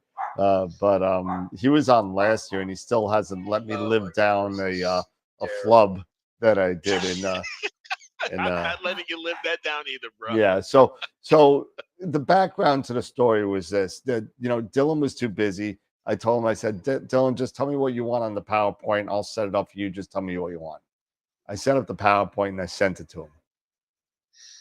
Day of the show comes along and he goes, I can't do his accent, so I'm not even going to try. But because it'll probably sound German. But he was like, I was very confused about what was being sent to me because I get in the file and I look at the file name and it's called Dylan's Pee-Pee. I didn't know if I was looking at something that was pornographic that was floating around there, or it was a PowerPoint. I wasn't sure. So he has not let me live that down for 2 years now, and it's been an interesting. I said, oh, I didn't even think about that. I was just Dylan's PowerPoint. Yeah, sounds like him. Yep. Down. Yeah. You just send another file down. Send him got version me. 2. Yeah, P2. Dylan's PP2. Yeah. Dylan's peepees. Yeah, there you go. Oh man. Oh my He's God. hysterical. Yeah. Only Great guy. Dylan's awesome. Dylan is so freaking awesome. Yeah. Because I don't know. He did a short today. I think he did his short yesterday or today, and he's like, and he's talking about cleaning your optics. Oh my God, I know. Oh, that was so funny. Oh, I it's didn't so see funny. it yet. I commented, I was like, works like a charm. Yes. He's like, this is how this is how you clean your optics. What do? You have your telescope, and then you grab your phone, and then you order another telescope. And he showed his big C14. This huge C14. Yep. It works like a charm every time. It works like a charm. I'm gonna have to watch that one. I haven't seen that one. Yeah. So much cleaner optics. No, Yeah, amazing. They're so amazing. They're so new. Like, I sit there and I watch that 500 rule video probably like once a year. Oh, do you? Once a year. oh yeah. I had to sell my left testicle for this. Oh, But- he's so funny. Yeah. So, do you, Sarah, do you have any thoughts or plans yourself? Because Dylan has come up north to do NEAC and NEAF. Will you ever think about heading east, to participate or just check Just out to the hang out? experience and just to hang out and stuff like that? Yeah, I think so. I might be coming out for NEAC and NEAF, but TBD. But yeah, I'd love to go to Cherry Springs, and I would just love to hang out on the East Coast because y'all are really awesome. Appreciate Pretty that. laid I mean, back. Yeah, that's what Appreciate that. you know. See, I us just- us Northeasterners usually get a bad rap about being rude and nasty. Being apparently, rude and so nasty, No, yeah. you're just to the Yeah, point, which I like appreciate the honesty. that I you'll like get. it. Yeah, I appreciate that. I like the bluntness. Like I like just like the straight up, like where are you trying to go? Let's just get to it. And I'm like, Yep. yeah, I vibe with that. That's cool. So yeah, because you guys are going to be there this year. Oh yeah, right? I already got Yeah, two. we'll be We there. got Table. 2 tables this year. So we'll be again, for those of you guys and girls that are out there watching, we switched things up again to where they were the first year. So we're gonna have almost the whole row. It's gonna be us and Prima Luce right next to each other. And that's the way. First year we had next to each other. Second year we went back to back. That didn't work. But now we're doing side to side again because I really want to get a nice espresso from Filippo again. So Yeah, you got to make it happen. that's we have dinner every year, and it's a lot of fun. We become Tom and Filippo and I have been very good friends through the business, and those guys are awesome. They're really cool.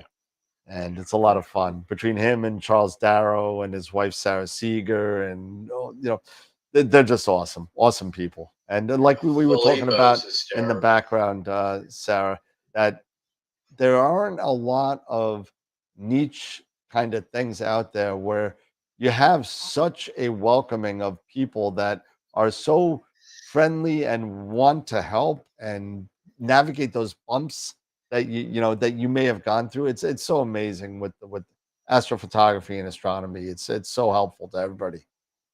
Yeah, 100%. Everybody like that I've ever interacted with is just more than willing to help. And we were saying too, like, I feel like people who get into astrophotography, they go in deep. And what's also remarkable is that nobody's, at least that I've ever come across, is like, oh, you need to earn your stripes. And then, it's very much just like, no, like, let me just help you, which I really appreciate because it takes a lot to do any of this. And the fact that nobody's trying to just like hoard the information is pretty spectacular. It's, you put your ego to the side. Yeah. Absolutely. So sometimes though, when you do find people like on cloudy nights or something that are kind of ridiculous. Why would you do that? That's so stupid. Blah blah blah. Why do you have to bring up cloudy nights? Jeez, I mean, it's like you ask what's the offset and gain. You get the recipe for peanut butter and jelly. I mean, it's like Let me ask this now, since we are in now full swing of the holidays, and then what is it next week? We're gonna have Black Friday or something. Tell me now. What? Yeah, I know, right? So, if you could, what would your dream rig? If you could buy your dream rig for the holidays, what would it be? What would Sarah Math's dream rig look like? Ooh. Man, good question. Probably like a Takahashi of some kind, or I mean, I hate to pull this card, but a Plan Wave, or just like absolutely ridiculous like OTA with just a beautiful full frame and just some amazing filters. Just very narrow. yeah, I'm gonna have to go with something like with like a software bisque like mount with some just nice, high precision encoders. I don't know, probably something like that. But I almost just like it's like I don't know, something like that. What about you guys? Oh. Oh, I think I already bought one of my, I didn't buy my retirement mount yet. I think I bought my retirement scope with the AP130. with the I, AP130. Oh think yeah.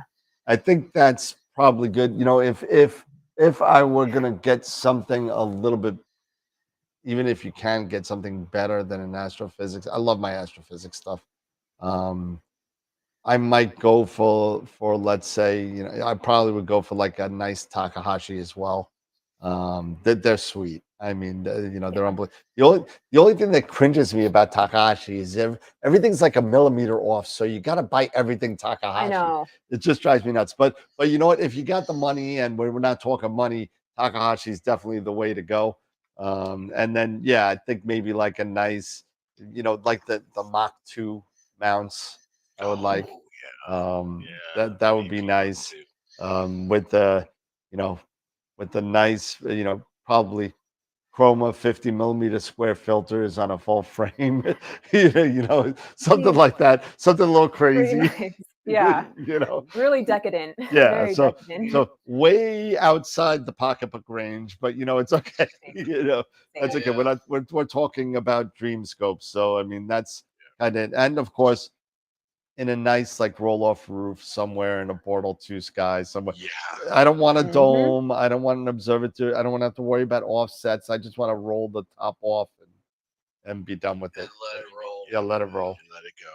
Let it go. Mhm. Absolutely. Absolutely.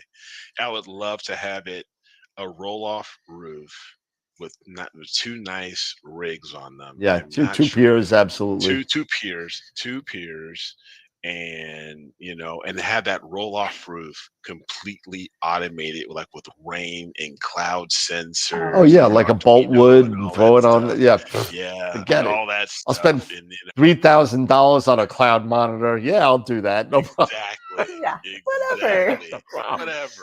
That's the setup. I mean, where it's all set, and if it feels one or two little drops of rain hitting it, it's shutting everything down. It closes up. It's funny that you say that, because when I was at Ron Breacher's house last summer and stayed over his house, and he's got the C14. He's shooting at F11, so he doesn't use a reducer. He doesn't do anything. He just shoots at native, and it was a crappy night to begin with. So what do? We start drinking some IPAs and just chilling out, whatever. And then all of a sudden, I hear boom, boom, boom, boom, boom, boom, boom, boom, boom, boom, boom, boom, boom. I'm like, what the hell is that? He's like, oh, that's my observatory opening. It's getting ready to image it cleared up. I'm like, what?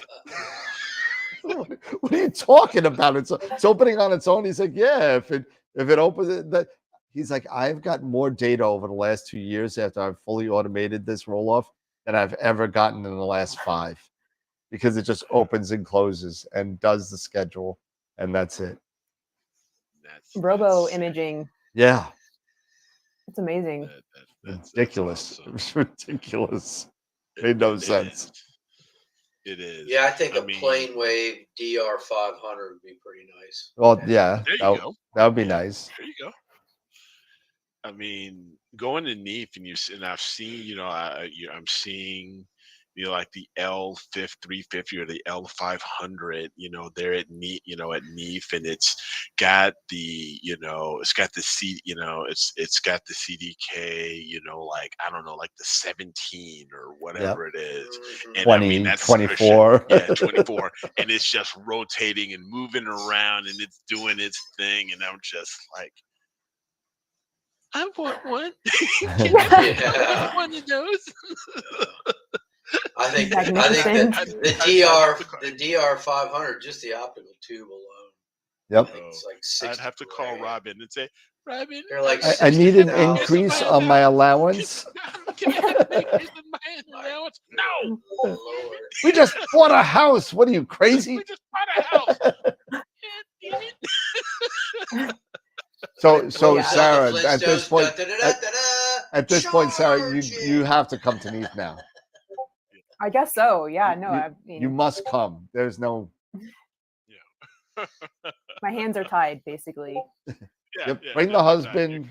Get in. Bring the You know, husband. telling Yeah, no, you, he'll love it.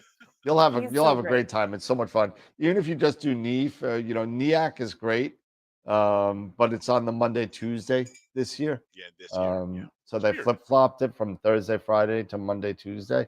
But Neath is unbelievable. You see all the toys at Neath, and you see all the people that you want to see at Neath.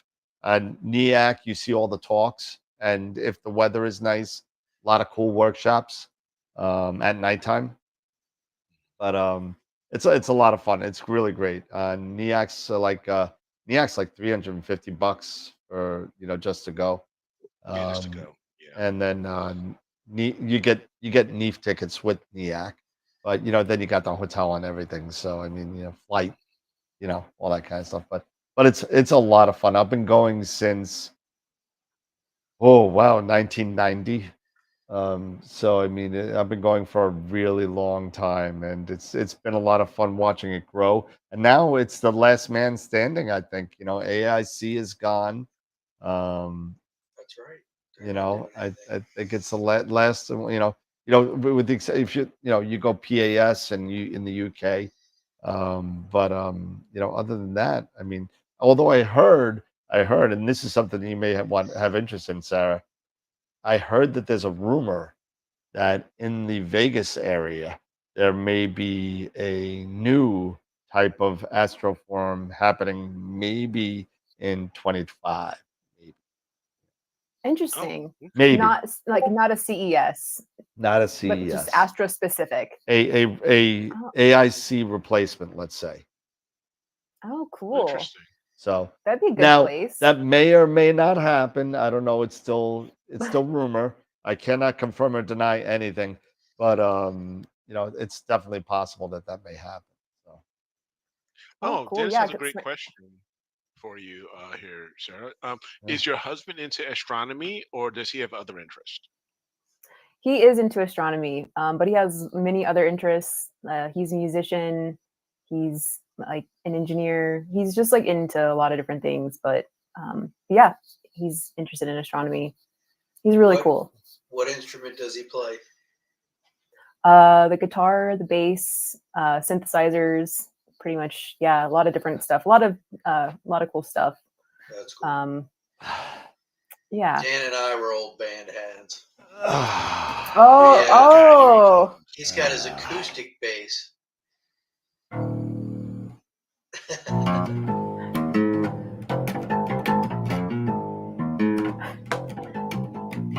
Sorry. No, it's awesome. Dan, you gotta pull up the bass. You gotta play the beginning of Barry Miller. Oh, I don't even know it. Oh, you're not a bass player then. Oh, come on. Every bass player I've ever played with all knows. I used to know Night Court. I used to know Night Court. Don't. Yeah, there you It's go. funny because I played in the band for 13 plus years. Yeah. Yeah, no, you know what, and that's funny because with astronomy, there's a lot of correlation with music, and it's really interesting that a lot of people usually have some sort of music background or some sort of artistic background with them when it comes to astronomy. Part of and that side of astronomy. your brain. Yeah. I mean, heck, you got Dr. Brian May. He's and then on the other side you have Eric, who Yeah, has no musical interest whatsoever. and likes pink galaxies. Yeah, like pink galaxies. It's not pink, it's fuchsia. It's fuchsia. I like the different take. Okay, I like the different take. It looked to me. It reminded me of the fireworks galaxy. Fireworks galaxy, Fireworks sure. galaxy? Oh Yeah. yeah, Sure. A little bit. Yeah. And heck, Then there is Wayne Parker. Oh yeah. You Yep. know, with Scott Oh yeah, Shed on Wayne Reserve was is hers. his He was with White Lion. White he's with Lion. Yeah. yep. No, not White Lion. White Tiger. White Tiger. White Tiger. White Tiger. Yeah. Whoa, he's Yeah, gonna kill me. so- He's gonna kill you. Ooh. He's, He's gonna, gonna kill me. he's like, what did you say? What do you But, no. mean? But no, you're right. You know, there's such a correlation, you know, with people who are, you know, very artistic when it comes to music and stuff like that, as well as into astronomy and everything, because we all it's art as well, you know. So you have Mhm. that artist prerogative of, you know, your rendition of this galaxy or that nebulae, or how you want to put it together and how you like it, and how you like it is how you like it. Mhm. Nobody else, Yep. you know, likes it. Who gives a crap? It's mine. Exactly. Yep. This is my nebula. There are many like it, but this one is mine. Exactly. Right. Exactly. Yeah. So, you know, hey. And in all seriousness, that is what we really preach on the show a lot. We do pictures of the week, pictures of the month, and we're going to be announcing the picture of the year on Astropalooza. And you know, they get a $300 award, which was donated by Sean Nielsen and AstroWorld Telescopes. And then, you know, and plus they get the cover of the AstroWorld calendar, which we put out every year with all the pictures of the month. And it's pretty cool. Not only has this expanded from you know, what is this, our fourth year of picture of the year, it's expanded now into another category. So now we've been getting the pictures have been getting so much better. We actually thought we were, you know, telling the novice people that you're never going to make it, so we opened up a novice category as well. So for people that were new to the hobby, doesn't feel kind of restricted as far Yeah. as entering into To the keep them contest. from being intimidated. Yeah, from exactly. entering. So Yeah. get even the new people to enter. We have a special, you know, section for you too, just to open it up and to then it everybody. gives them an opportunity. It gives them an opportunity to win some gear or win Win some something. You know, so they cash. can buy some Yep. some cash, Yeah. but they can buy some new gear to help them on their journey. Yeah, I think we have $900 worth of gift certificate awards that were either donated by members or AstroWorld Telescopes. AstroWorld Telescopes donated $300. Everything else was donated by the membership, and said, "Hey, I want to put this amount of money. I want to," and then we just divvied it up, and it turned out to be $900 plus, you know, other stuff that we're giving away. We're giving away about $3,000 worth of equipment and cash awards on Astropalooza. It's the biggest one we've ever done, so it's pretty wild. Yeah, that's really cool. Diane for Peace said Sarah is amazing. Oh, thanks, Diane. So again, everybody who's been asking about No, about you don't the have them up image yet. of the week and stuff like that. Picture of the year too. That in the picture of the year and everything. I will take some time tomorrow now. That I have a little bit extra time now. I will be working on that stuff and getting that stuff up. It's back getting on late. the website. So I know it's getting late, but I'll be working on that stuff tomorrow to at least get the image of the week for this week up and running. And then Image of the year. We've got the last voting. Yeah, then we'll get the image of the year up and going, so everybody can be voting on that. So, yep, it's all coming very, very soon.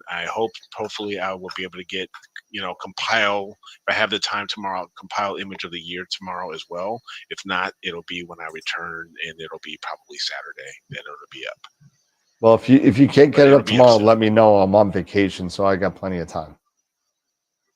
Okay, cool. All right. Oh wow! Robin shared a pic of the new house. Wow, nice. Okay, babe, nice, right on. So, Gerald Ford said, "Great show tonight. Sarah was great. Got to punch out, work early. There you go. Appreciate it. I'm voting for Dave. He needs more stuff. You can't vote for me because I don't have an image in. I've been disqualified. No, this is your last year. Yeah, well, You have one in there. Stuff anymore. You can donate it back. You can donate it back to the store if you want. That's probably what I would do. So, Sarah, I mean, listen, it's been great having you on. I know we've been kind of a little bit off the rails the last 15 minutes, but it's really great having you on. We'll definitely want to have you on again. You know, you're definitely going to be on for Astropalooza in a couple of weeks. It's going to be a lot of fun. I'm looking forward to it. Yeah, and sure. this has been a lot of fun too. So thank you. Good. Not a problem. So absolutely. Normally at the end of the night, we do a little round robin. We do a little AstroWorld final thoughts. Usually we end up with you, so you got some time to think about something. So Eric, you got any final thoughts for the evening?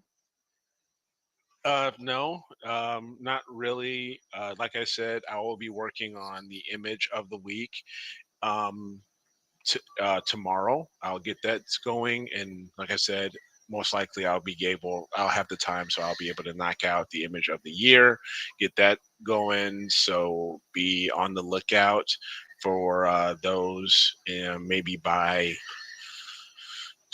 late tomorrow afternoon, to be up and running, so everybody can vote or do whatever and stuff like that. But again, thank you, Sarah, for hanging out with us, and it's been awesome.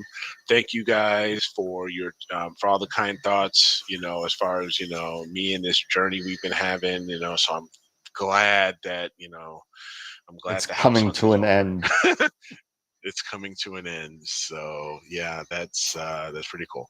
But yeah, other than that, have a great show again as always. Thanks everybody for your continued support. Don't forget, before you leave, give us a thumbs up. And yeah, we will have a great rest of the week, and we'll catch you guys on Friday. Dave? Obviously, Eric, congratulations on finding a home. That's going to be really cool. Excited for you. I'm glad you're going to be in Portal 4, you asshole. Dog. But, we will live life vicariously through you for the next however many years. I'm Sarah, never getting out of New York, so it's going to be till I die.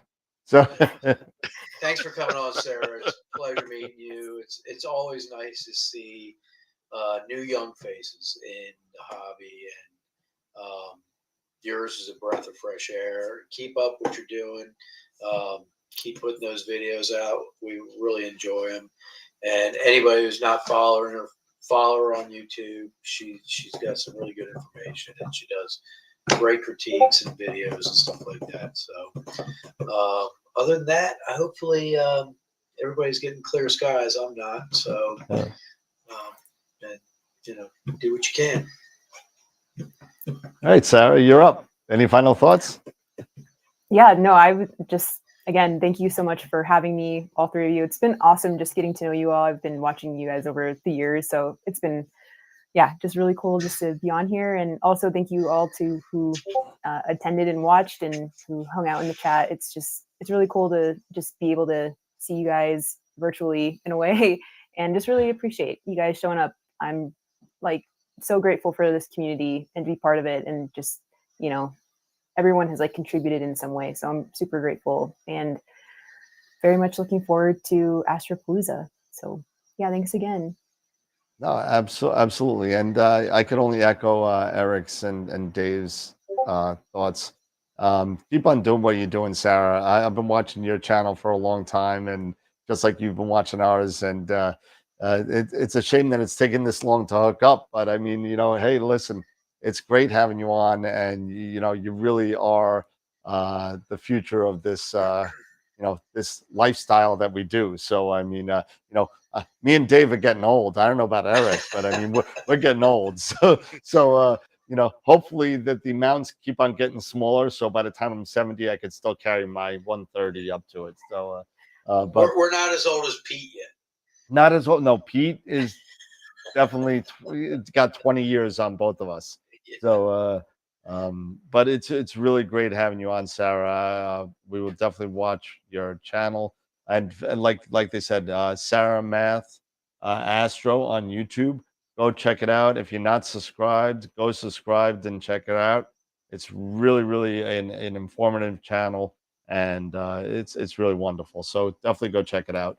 And also check us out again on the 7th, where we will be at Astropalooza. We have from 2 to 10-ish, 8 hours straight of Astro content. So it's going to be pretty amazing again. And Eric's super happy because the Army Navy game isn't on the day of right. Astropalooza this That's time. right. For the first time, Astropalooza 3. Who thought we were going to do 3 of these? After the first one, we thought we were all going to jump off a cliff. Sure. But we're doing it. We're doing a third one. As a matter of fact, Eric, and Dave, I'm going to need you guys' help testing the software, so we don't have the flubs that we had tonight. We'll do it. We usually do it every year, and it turns out okay. But again, Sarah, thank you so much for hanging in there. If you wanna hang out after the credits go on, the green screen is still open if you want to chat for a little bit. If not, that's fine. Everybody come check us out again. Like I said, on the 7th, don't forget we got Ben from the Narrowband channel, not this Friday, next Friday. He's going to be coming on and hanging out with us. It's going to be great to see what he's got up. And just moving on forward, guys. So have a great night. Enjoy the rest of your week. And we'll see you all on Friday. And remember, as always, keep imaging, keep educating, and clear skies. And we'll see you Friday night. Have a good night, everybody. See you, everyone. See you, everybody. Bye.